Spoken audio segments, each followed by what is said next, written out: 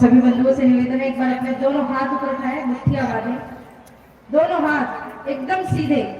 जहां जहां तक मेरी आवाज जा रही है, पीछे आगे इधर जो खड़े हैं शेड के अंदर, जो शेड के बाहर है, जो बाई तरफ, जो दाई तरफ, जहां जहां तक मेरी आवाज जा रही, उड़ाइए दोनों हाथ, मुट्ठी बांध के इतना जोर से जय जय घोष लगाइए, इतना जोर से जय जय घोष लगाइए कि आसपास के क्षेत्र में पता चले कि संघ शताब्दी वर्ष का उत्सव चल रहा है। दोनों हाथ उठा के कहेंगे भारत माता की। ये जय घोष पर्याप्त नहीं है। हाथ ऊपर रखो, मैंने हाथ नीचे थोड़ी किया, थोड़ी देर हाथ ऊपर रखो। देखो आपके लिए तो धूप भी करवा दी सूर्य देवता से प्रार्थना कर करके। उठाइए दोनों हाथ, एकदम बुलंदी से इतना जोर से जय जय घोष करिए कि पूरा सनावता आपका भगवान मैं बन जाए, राम मैं बन जाए, कृष्ण मैं बन जाए, झांसी की रानी की वीरता जग जाए, छत्रपति शिवाजी महाराज का उदारता भाव और प्रेम जग जाए और महाराणा प्रताप की शक्ति आपकी रगों में दौड़ जाए। भारत माता की, भारत माता की, हिंदू राष्ट्र की, हिंदू धर्म की, राम जन्मभूमि की, कृष्ण जन्मभूमि की, काशी विश्वनाथ की, जय जय श्री राम, जय जय श्री राम, जय जय श्री राम। बहुत धन्यवाद। सनावता की इस पवित्र माटी को कोटि कोटि प्रणाम करती हूँ, वंदन करती हूँ, नमन करती हूँ। मंच पर विराजमान अखिल भारतीय विद्यार्थी परिषद के क्षेत्रीय संगठन मंत्री हमारे बड़े भाई और जिनकी ओजस्वी वाणी से अभी आप आह्लादित हो रहे थे माननीय चित्रश्री भाई साहब, उनसे पूर्व जिनको आप श्रवण कर रहे थे, पहले तो जब हमारे उदय सिंह जी भाई साहब खड़े हुए तो पहली बार मैंने ऐसा देखा, लोग माइक नीचे करते हैं, आपको माइक ऊंचा करना पड़ा। हाँ, तो हमारे विभागीय संचालक माननीय उदय सिंह जी, जिनके अद्भुत, अच्छा आपकी जब आपने बोला ना तो आपने भाषण तो था ही, पर उसमें आपकी भक्ति भी बड़ी झलक रही थी। आपने शास्त्रोक्त रामायण से लेकर भागवत से लेकर बहुत सारी जब बातें कही तो मुझे लगा कि वास्तविकता में जो अपनी कथाओं में बोलती कि संघ का जो व्यक्ति होता है वो वास्तविकता में संत स्वरूप ही होता है। ऐसे हमारे उदय सिंह जी भाई साहब, मंच पे विराजमान सभी संत वृंद, सभी वरिष्ठगण, भगवान की दिव्य कथाओं से अपने भावों को संचालित करते हुए सभी विराजमान कथावाचक संत समाज को प्रणाम करती हूँ, जिनके यहाँ भी हम भोजन प्रसादी लेकर के आए हैं। हमारी सरपंच जी, और इनके चेहरे में भी बड़ी सौम्यता और बड़ा भाव झलकता है, बड़ा ममता की मूर्ति है। मंच पे भगवान की बड़ी सुंदर दिव्य झांकी विराजमान है। भगवान के स्वरूप को भी प्रणाम करती हूँ। विभिन्न विभिन्न क्षेत्रों से विभिन्न विभिन्न प्रकार के समाजों के प्रतिनिधि यहाँ बैठे हुए हैं, आप सबको भी मैं नमन करती हूँ। दूर दराज से पधारे सभी प्रभु के भक्तगण, राम जी के भक्तगण, विराजमान सभी मातृशक्ति, आप सभी को मैं कोटि कोटि प्रणाम, नमन और आप सभी को वंदन करती हूँ। और सबसे आखिरी में राष्ट्रीय स्वयंसेवक संघ, विश्व हिंदू परिषद, बजरंग दल, दुर्गा वाहिनी, मातृशक्ति और सभी संगठनों के पदाधिकारी जो यहाँ उपस्थित है, उन सबको भी प्रणाम। जब मैं आ रही थी रास्ते में तो किसी ने कहा कि दीदी सनावता में संघ वालों ने सभा रखी है, संघ वालों ने हिंदू सम्मेलन रखा है। मैंने कहा भाई, जिन प्रचारकों के पास कल परसों के खाने के ठिकाने नहीं, वो बेचारे क्या कराएंगे कार्यक्रम। तो आपको ऐसा लगता है अगर किसी को कि ये कार्यक्रम संघ ने आयोजित किया है, तो नहीं, ये सकल हिंदू समाज द्वारा आयोजित विराट हिंदू सम्मेलन है। और हमारा ये उद्देश्य है, हमारा ये कर्तव्य बनना चाहिए हर गांव में, हर नगर में, हर मंडल में कि 100 वर्षों में राष्ट्रीय स्वयंसेवक संघ ने हमें इतना अभय पद पे स्थापित किया है, राष्ट्रीय स्वयंसेवक संघ ने हिंदुओं की इतनी सुरक्षा संरक्षता की है, तो अब हमारा कर्तव्य बनता है कि हम राष्ट्रीय स्वयंसेवक संघ का उत्सव स्वयं के अपने पैसे से गांव-गांव, नगर-नगर में मनाएं। मैं अपने कार्यक्रमों में लगभग बहुत बार कहती रहती हूँ, क्योंकि मैं बचपन से, मेरा जीवन ही संघ से जुड़ा रहा, मेरे परिवार से लेकर के आसपास का पूरा वातावरण ही संघ में था। तो लोग लगभग मुझसे पूछते हैं कि संघ क्या है। भाई साहब, मैंने संघ के लिए भाव रखा अपने मन से कि संघ क्या है। तो जिसने भी महाभारत को पढ़ा होगा उसे ये बात पता होगी कि महाभारत में एक पात्र था जिसका नाम था कर्ण। तो कर्ण के पास एक कवच और एक कुंडल था, जिसके होते हुए स्वयं भगवान कृष्ण भी उसे भेद नहीं सकते थे। इसलिए भगवान ने पहले उससे कवच और कुंडल मांगे और उसके बाद फिर कर्ण बना। तो कहते कर्ण के कवच और कुंडल की वजह से उसे कोई भेद नहीं सकता था। जैसे उस महाभारत में वो कर्ण था, वैसे इस भारत में राष्ट्रीय स्वयंसेवक संघ एक कवच है, जिसके होते हुए किसी माई के लाल में इतनी हिम्मत नहीं कि भारत की तरफ आंख उठा करके देख सके। राष्ट्रीय स्वयंसेवक संघ वो कवच है जिस कवच के होते हुए आज पूरी दुनिया, भले कितना भी भारत कुछ भी कर जाए, पर बोलने से पहले 100 बार लोग सोचते हैं। और क्यों ना हो, क्यों ना हो, क्योंकि आपने 3 सेनाओं के नाम तो प्रमुख रूप से सुने होंगे, जल सेना, थल सेना, वायु सेना, लेकिन चौथी एक देश की सबसे बड़ी सेना है और वो है संघ की सेना, आरएसएस की सेना, संघ की वो सेना जो गांव-गांव, गली-गली, नगर-नगर जा करके लोगों का जागरण करती है। 25-30 रुपए मीटर का कुर्ते का कपड़ा पहन करके और कंधे पे एक झोला लटका करके, एक छोटा सा मोबाइल फोन और एक साधारण सी चप्पल पहन करके जब एक प्रचारक गली में निकलता है, और अगर आप उसके स्वरूप से उसका आकलन करें तो शायद आपके गांव का एक सामान्य 10,000 कमाने वाला व्यक्ति भी उनसे ज्यादा व्यवस्थित दिखेगा महाराज। लेकिन उस 25 रुपया मीटर के कुर्ते के पीछे भारत के लाखों करोड़ों हिंदुओं की आस्था और विश्वास चलती है कि अगर हमारे क्षेत्र में ये प्रचारक जी ने कह दिया कि रामनवमी के उत्सव में ये होगा, तो बड़े से बड़ा अधिकारी भी उस बात को नहीं टालता। इसमें किसी व्यक्ति की विशेष की महानता नहीं है, उस प्रचारक की महानता नहीं है, ये उस भगवा ध्वज की महानता है, जिस भगवा ध्वज के लिए हम सब अपना प्राण निछावर करते हैं। तो किसी ने कहा कि फिर इतने सारे हिंदू सम्मेलन, जब आपको लगता है कि इतने प्रचारक जगह जगह पे घूम रहे हैं, अपना कार्य कर रहे हैं, तो फिर हिंदू सम्मेलनों की आवश्यकता क्या है? आवश्यकता प्रचारकों के लिए नहीं है, आवश्यकता आप सबके लिए है। गली गली, गांव गांव, नगर नगर में माताओं से मिलने के लिए, जुलने के लिए। आप मुझे बताओ, विवाह तो पति पत्नी का एक पंडित जी को बुला के भी करा दिया जाता है, फिर 1000-2000 लोगों को बुला के भोजन कराने की, उत्सव मनाने की क्या आवश्यकता है? क्यों? क्योंकि हमें प्रसन्नता है, भाई हमारी बेटी का ब्याह है, हम 1000 बुलाए, 2000 बुलाए, तो हमारा भी उत्साह है भाई, हम यहाँ हिंदू सम्मेलन कराए, 4 गांव छोड़ के कराए, 5 गांव छोड़ के कराए। भारत के कोने कोने में आज इतने हिंदू सम्मेलन हो रहे हैं कि अगर कोई सैटेलाइट के माध्यम से आकाश से देख रहा होगा तो भारत भगवा में दिखाई दे रहा होगा।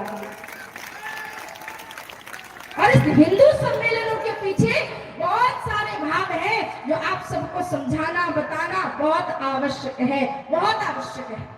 लेकिन मैं आज बिल्कुल भी उस उग्रता के साथ बात करने नहीं आई हूँ, मैं आपको कुछ बातें समझाने के लिए भी आई हूँ।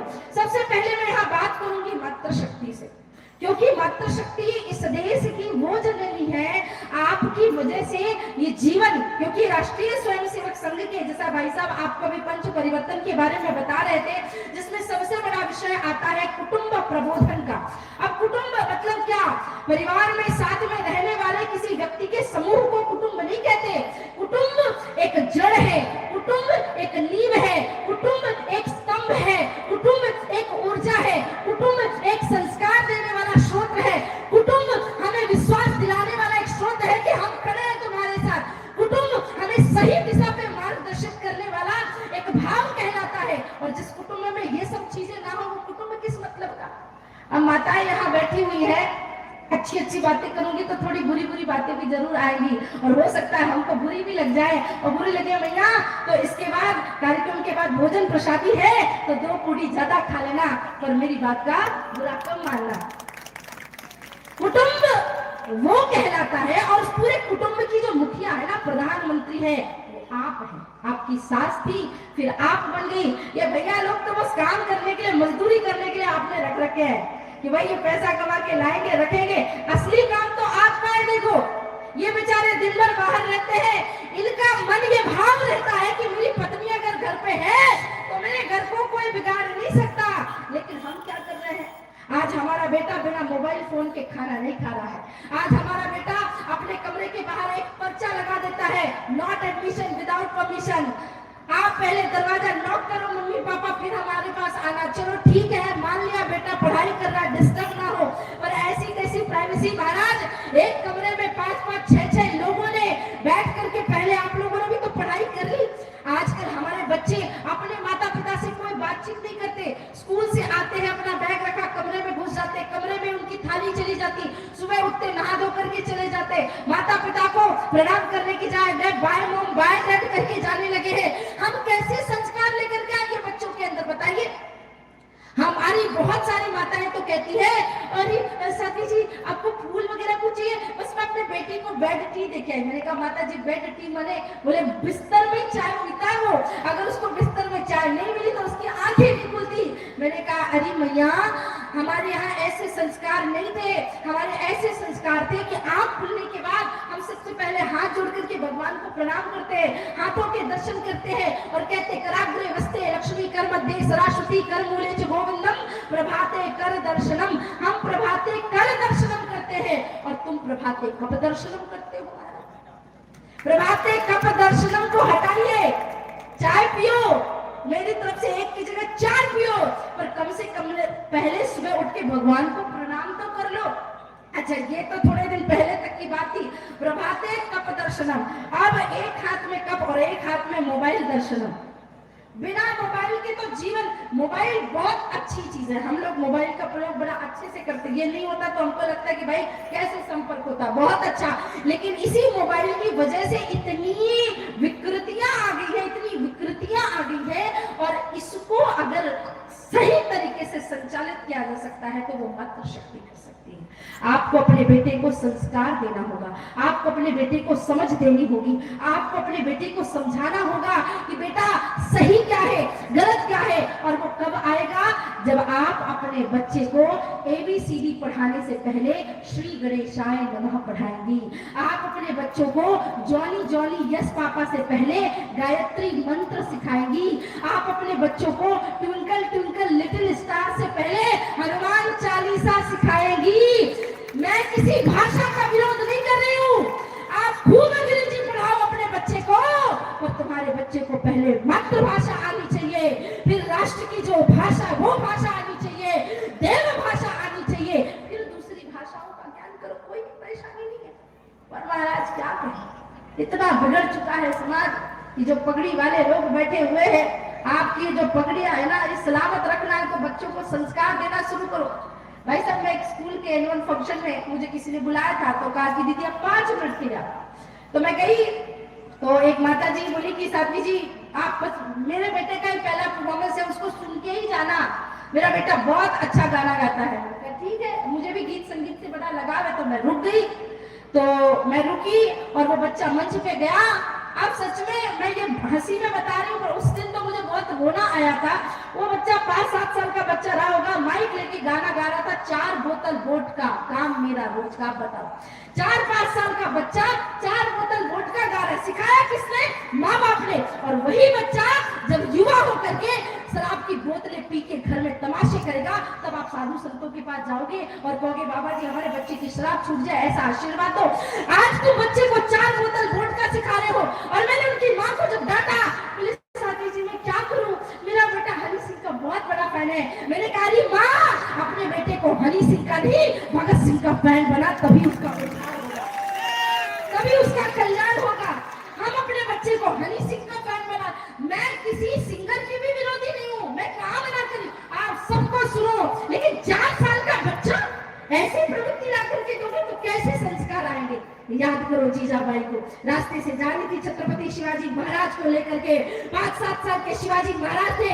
एक भैया ने कहा माँ इस रास्ते से मत जा, इस रास्ते पे तो अभी शेर देखा है किसी ने।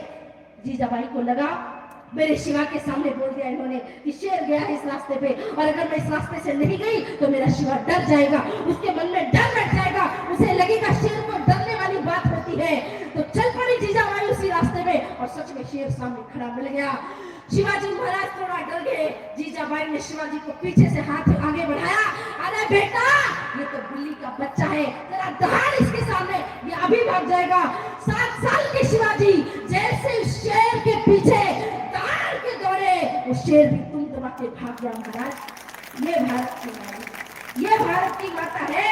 आप अपने बच्चे को जब शिवाजी बना सकती है, माला प्रताप बना सकती है, विवेकानंद बना सकती है, स्वामी रामकृष्ण परमहंस बना सकती है, तो आप अपने बच्चों को इस धारा में मोड़ने की क्या आवश्यकता है? तो कुटुंब प्रबोधन का मतलब केवल सामूहिक रूप से परिवार में रहना खाना नहीं होता है। परिवार की जो मूलभूत शिक्षा दीक्षा हमें समाज के हित की आवश्यकता होती वो भी देना पड़ता है, वरना तो शास्त्रों में कहा गया है जननी जन तो भक्त जन या दाता या सूर, नहीं तो जननी बाज रह क्यों खोवे है नूर। अगर जन्म देना है तो किसी भक्त को जन्म दो, जन्म देना है तो किसी राष्ट्र के पुरुष को जन्म दो, जन्म देना है तो किसी वीर को जन्म दो, जन्म देना है तो ध्रुव और प्रहलाद को जन्म दो। बहुत सारे लोगों से, अच्छा ये बात भी विवादित बात हो गई थी, एक बार मैंने कहीं बोल दिया था, पर क्या फर्क पड़ता है, समाज जागना चाहिए। आजकल के लोगों को फैशन के नाम रखने की बड़ी आदत है। ऐसे फैशन के नाम में अपना धर्म अपनी भावना की भी कदर नहीं करते लोग। क्या क्या नाम रख रहे हैं लोग बच्चों के, और महाराज लोगों को फैंसी नाम के चक्कर में अपने बच्चों के नाम ऐसे जॉनी ट्वीटी स्वीटी, और विधर्मी लोगों से तो खैर अपेक्षा ही ना करे।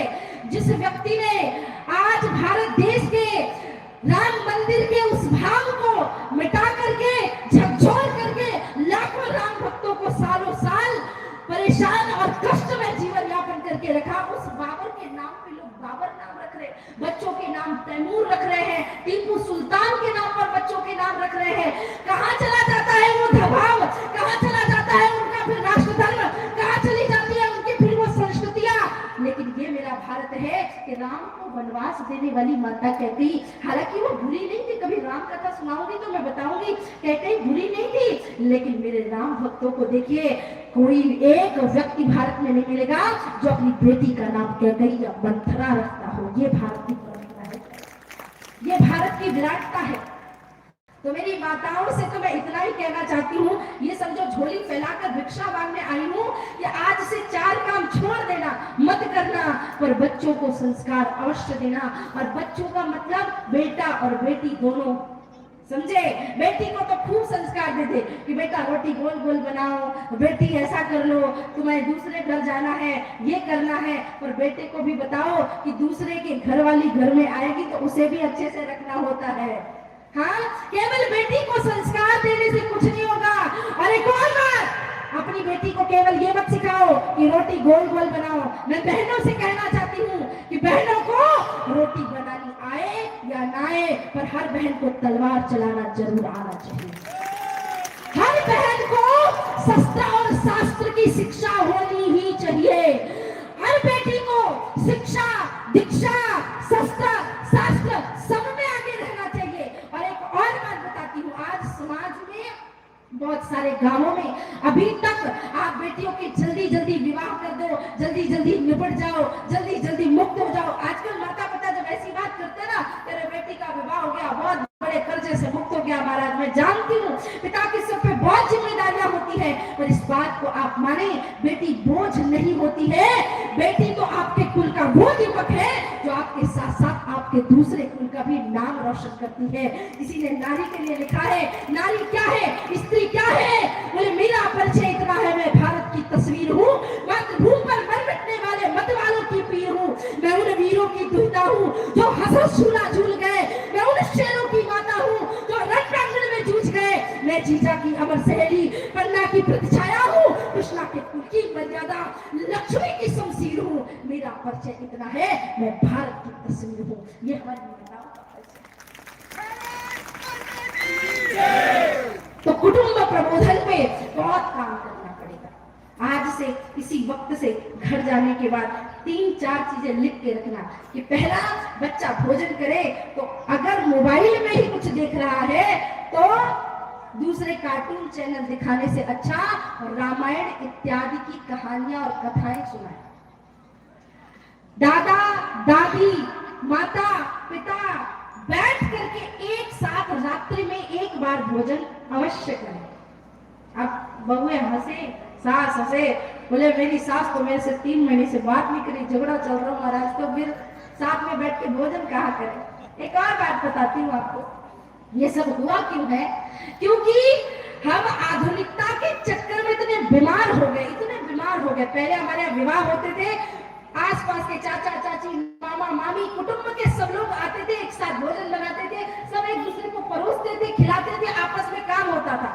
अब फला गांव से हलवाई आ गया, फला गांव से डेकोरेशन वाला आ गया, फला गांव से ये आ गया, रिश्तेदार भी उसी दिन आते हैं, लिफाफा देते हैं, थाली प्लेट उठाते हैं, खाते हैं और चले जाते हैं। खाते इतना है, फेंकते इतना सारा है, कहीं पर भी आपको पारिवारिक सामंजस्यता दिखाई नहीं देगी, बल्कि उल्टा आकर के 4 गलतियां निकाल करके चले जाते हैं। और मजाले पुराने जमाने में कभी विवाह हो और कोई किसी की गलतियां निकाले, लोग कहते थे बेटी का विवाह है, कुछ कम जाए तो अपनी तरफ से डाल के आ जाना, और बेटे का विवाह है तो इतनी शालीनता से रहना कि कोई दूसरा व्यक्ति बेटी को अपने नाम ना रखे कि तुम्हारे कैसी घर में शादी हो गई। महाराज, इतने संस्कार हमारे यहाँ होते थे। तो इन संस्कार को पुनः वापस लाने के लिए अब हमारी नई पीढ़ी को फिर से तैयार करना पड़ेगा, और उसके लिए बड़ा विशेष सहयोग हमारी मातृशक्तियों को और फिर हमारे भाइयों को भी करना होगा।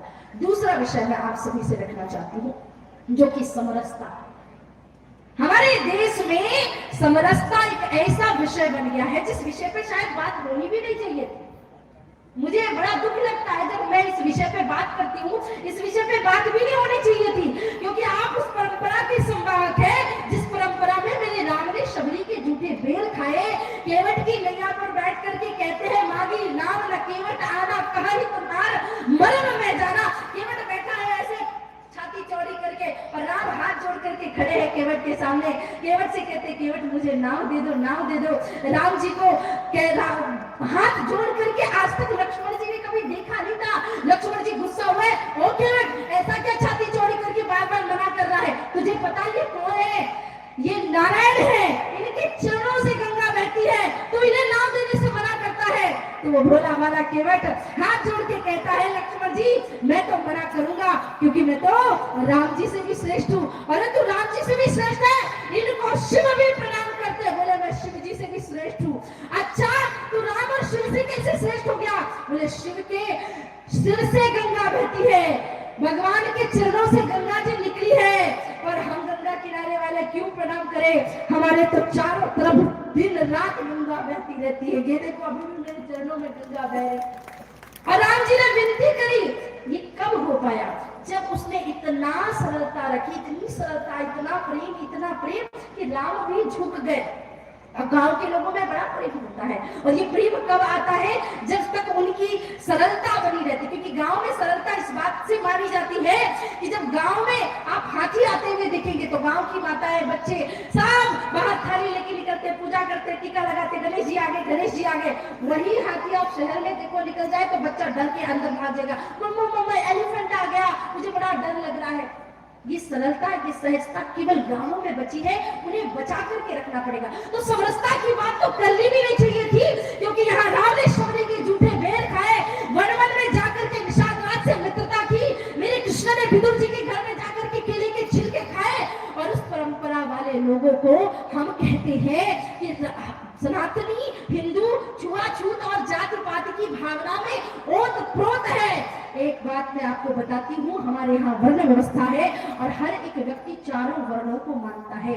मैं साध्वी सरस्वती एक ब्राह्मण परिवार में जन्मी, तो जब मैं पूजन पाठ भजन कथा इत्यादि सुनाती हूँ तो मैं अंदर से एक ब्राह्मण पुत्री रहती हूँ। उसके बाद जब मैं इस प्रकार के मंचों में बैठ करके राष्ट्र धर्म समाज और देश में चल रही कुरीतियों के लिए चर्चा करती हूँ और अपने हाथ में तलवार उठाने की बात करती हूँ, तो मेरा मन क्षत्रिय हो जाता है। जब मैं अपने फाउंडेशन से गौ माता की की सेवा के लिए एम्बुलेंस चलाती हूँ, भोजन पात्र की व्यवस्थाएं कराती हूँ, चिकित्सा आदि के कार्यक्रम करती हूँ। अभी हमने वृंदावन में 11 लाख की सहयोग राशि सेना कोष में डालवाई। तो ऐसे काम जब मैं करती हूँ तो मेरे अंदर एक वैश्य की भावना जागृत होती है।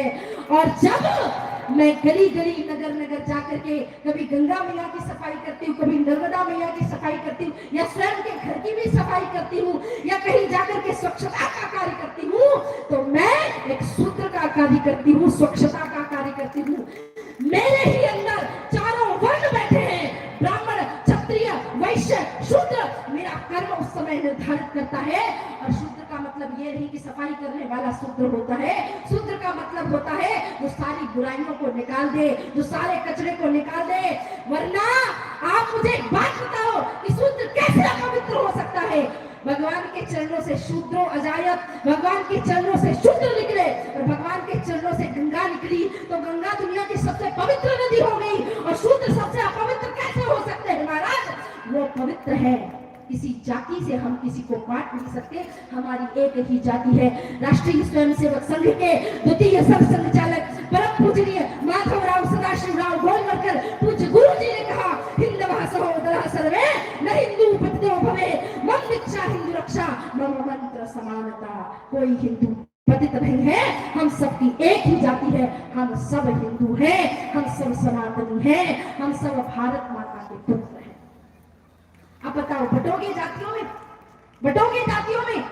मुझे बड़ा अच्छा लगा जब मैंने यहाँ के सनावता के बारे में बोला, तो लोगों ने बड़े बड़े चढ़ के मुझे बताया कि दीदी हमारे यहाँ तो इतना बढ़िया है कि जाति पाति में कोई कुछ भाव रखता ही नहीं। मंदिरों में बड़ी भावना के साथ लोग एक साथ मिलजुल कर जाते हैं, एक साथ कार्यक्रम करते हैं। मैं चाहती हूँ आपके सनावता की मिसाल आसपास के क्षेत्रों में बने और लोग आकर के आपसे सीखे कि देखो जैसे सनातन बता वाले पूरी समरसता के साथ मिलजुल करके राष्ट्र धर्म का कार्य करते हैं, उनसे हमें शिक्षा लेनी चाहिए। आपकी मिसाल के उठाए मैं बार बार कहती हूँ, हम गंगा में स्नान करने जाते हैं, गंगा मैया हमसे हमारा आधार कार्ड नहीं मांगती, तुम कौन सी जात के हो दिखाओ।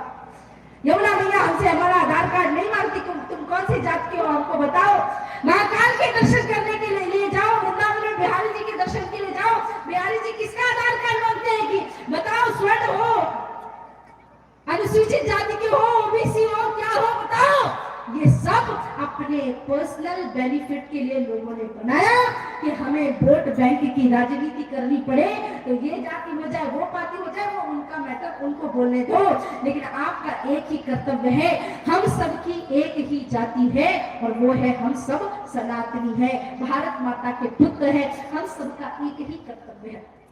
इस जातिगत बीमारी से, इस जातिगत गुलामी से आजाद होना है हमें। तीसरी सबसे विशेष बात, मेरे बचपन से दो ही संकल्प थे, दो सबसे विशेष संकल्प थे। एक पहला प्रभु श्री राम जी का भव्य मंदिर, जो कि राष्ट्रीय स्वयंसेवक संघ के, विश्व हिंदू परिषद के, बजरंग दल के और सभी जो हमारे साथ सामूहिक संगठन है, उन सब ने मिलकर के जी तोड़ मेहनत की। और लोगों ने कहा था कि भाई मैं जाती थी विदेशों में, मुझे बहुत खरी खोटी लोग सुनाते थे कि तंग आ गए हैं आपके भाषण से, बचपन से एक ही भाषण देते आ रहे हो, मंदिर वही बनाएंगे, मंदिर वही बनाएंगे, मंदिर। लोगों ने तो उसके आगे क्या बोलना शुरू कर दिया, मंदिर वही बनाएंगे पर तारीख नहीं बताएंगे, मंदिर वही बनाएंगे तारीख नहीं बताएंगे।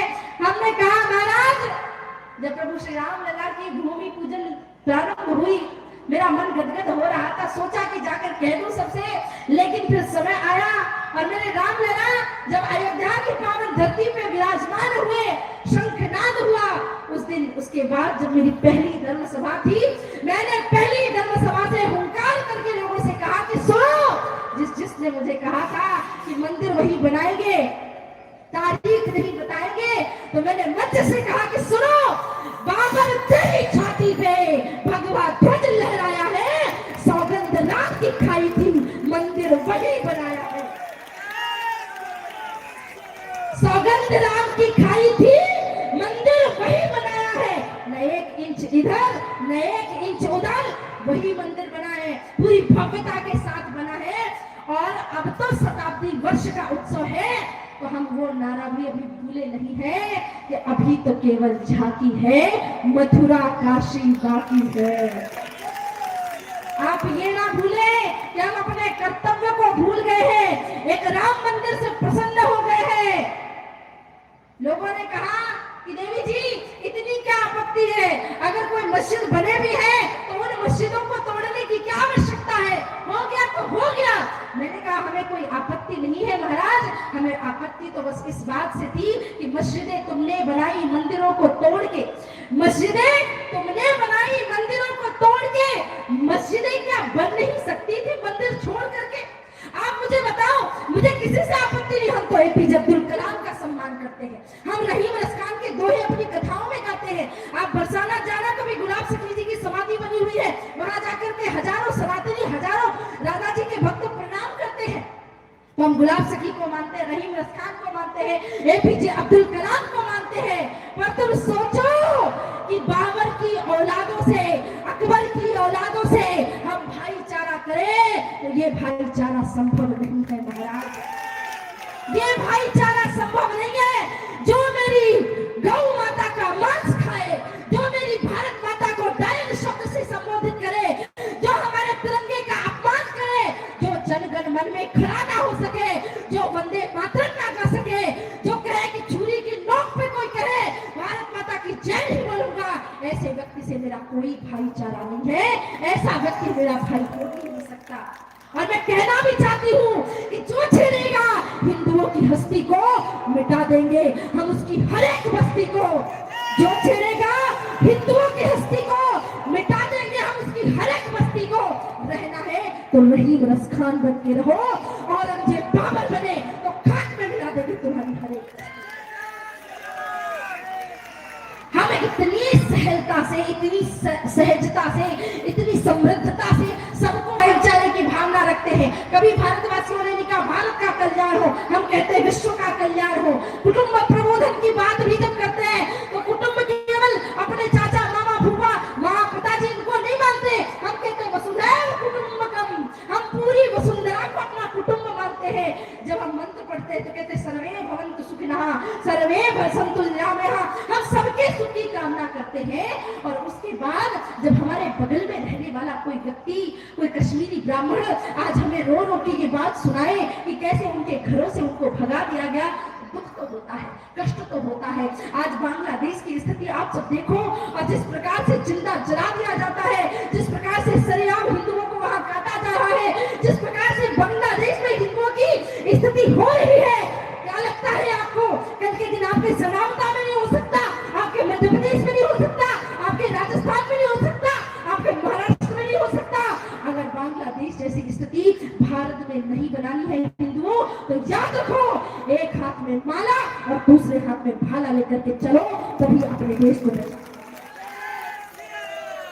हमारा देश, हमारा धर्म, हमारी संस्कृति बार बार हमें पुकार रही है, और सभी हिंदू सम्मेलनों का एक ही उद्देश्य है, भारत सुदृढ़ हो, हिंदू मजबूत हो, संस्कारवान हो, समाजवान हो। क्योंकि जब मैं आपको भाला उठाने के लिए कहती हूँ तो दूसरे हाथ में माला उठाने का मतलब क्या हुआ कि शास्त्रों को पढ़ो, और शास्त्र जहाँ कहे कि जहाँ शस्त्र उठाना है वहीं उठाओ। शास्त्रों में कहा गया है 5 जगहों पे शस्त्र उठाने में कोई आपत्ति नहीं है। गौ रक्षा पहला स्थान, गौ रक्षा, गौ माता की रक्षा के लिए अगर शस्त्र उठाना पड़े तो उठाओ। स्त्री की रक्षा, किसी स्त्री के सम्मान के लिए शस्त्र उठाना पड़े तो शस्त्र उठा लो। आत्मरक्षा, स्वयं की रक्षा के लिए अगर शस्त्र उठाना पड़े तो उठाओ। धर्म रक्षा, आपके धर्म की रक्षा के लिए अगर शस्त्र उठाना पड़े तो उठाओ। और 5वां राष्ट्र रक्षा, राष्ट्र के हित के लिए अगर शस्त्र हाथ में उठाना पड़े तो शस्त्र उठाओ। तो मेरे बचपन से 2 ही स्वप्न थे, एक राम मंदिर बने तो प्रभु की कृपा हुई राम मंदिर बन गया, दूसरा स्वप्न भारतवर्ष से गोवंश हत्या। मैं जानती हूँ हमारे परम पूजनीय सरसंघ चालक जी जिस प्रकार से अयोध्या की धरती पे खड़े होकर के आवाहन किया था, उन्होंने कि सनातनियों का स्वप्न पूर्ण हुआ, प्रभु श्री राम लला विराज चुके हैं। मैं चाहती हूँ हमारे परम पूजनीय सरसंघ चालक जी और भारत के यशस्वी प्रधानमंत्री भारत की राजधानी से एक दिन खड़े होकर के बात कहे कि भारत से गौवंश हत्या को अब प्रतिबंधित किया जाता है, बंद किया जाता है पूरी तरह से। वो दिन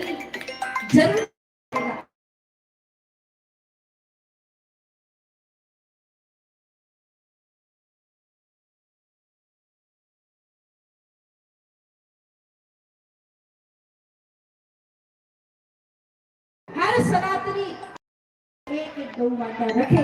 अगर आप गौ माता नहीं रख पा रहे किसी कारण से, तो गौशाला में एक गाय को गोद ले ले, उस एक गाय का खर्चा आप उठाए। गली में, नगर में, कहीं पर भी गौ माता भीड़ दिखती है, हॉस्पिटल में ले जाए। माताएं खाने पीने की पॉलीथीन खाने के साथ ना फेंके, गौ माता उसे खाती है और गौ माता बीमार पड़ती है। ये जो नागरिकों के कुछ कर्तव्य है, जो भाई साहब ने आपको बताए, उन कर्तव्यों में ये कर्तव्य भी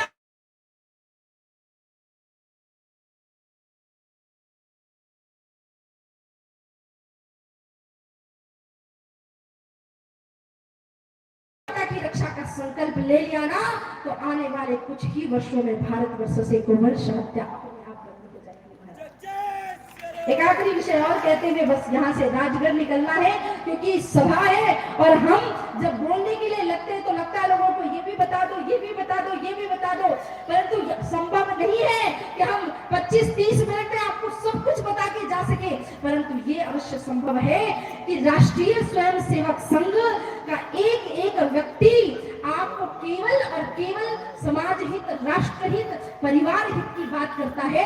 इसलिए अगर आपको विस्तार से समझना है तो हर एक घर से एक एक स्वयंसेवक निकले, हर घर से एक एक व्यक्ति, वैसे तो हर व्यक्ति को जाना चाहिए, लेकिन हर भाई, एक भाई ही सही संघ का स्वयंसेवक बने, शाखा में जाए। और आपको मैं बता दूं, मैं तो एक ब्राह्मण परिवार से हूं, मेरे 3 कर्तव्य मुझे याद है। दान लेना, दान देना, यज्ञ करना, यज्ञ कराना, भिक्षा लेना, भिक्षा देना। मैं आप सभी से भिक्षा मांगती हूँ अपने अपने घरों से। जैसे आप कहती हो कि आपका बेटा डॉक्टर बने, आपका बेटा इंजीनियर बने, आपका बेटा प्रोफेसर बने, वैसे मेरी माताओं से निवेदन करती हूँ अपने घर से एक एक प्रचारक भी अवश्य निकाले, ताकि वो राष्ट्र धर्म समाज का जब हर घर से प्रचारक निकलेगा तो हमारा भारत विश्व गुरु के पद पे अपने आप प्रतिष्ठित हो जाएगा। और आखिरी में ये बात कहते हुए जा रही हूँ कि आप सभी जितने भी लोग यहाँ पर बैठे हुए हैं, आप सब मेरे राष्ट्र की नींव है, आप सब मेरे राष्ट्र की धरा है, आप सब मेरे राष्ट्र का कवच है।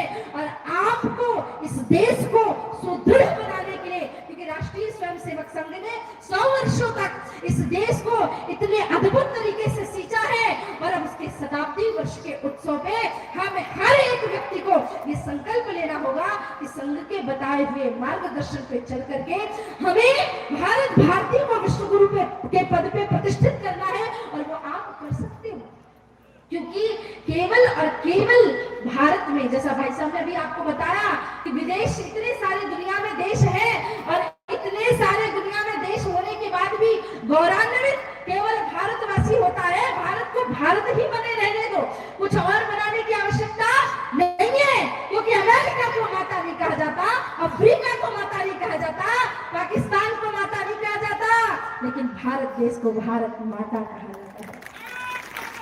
इसलिए भारत माता के चरणों में प्रणाम।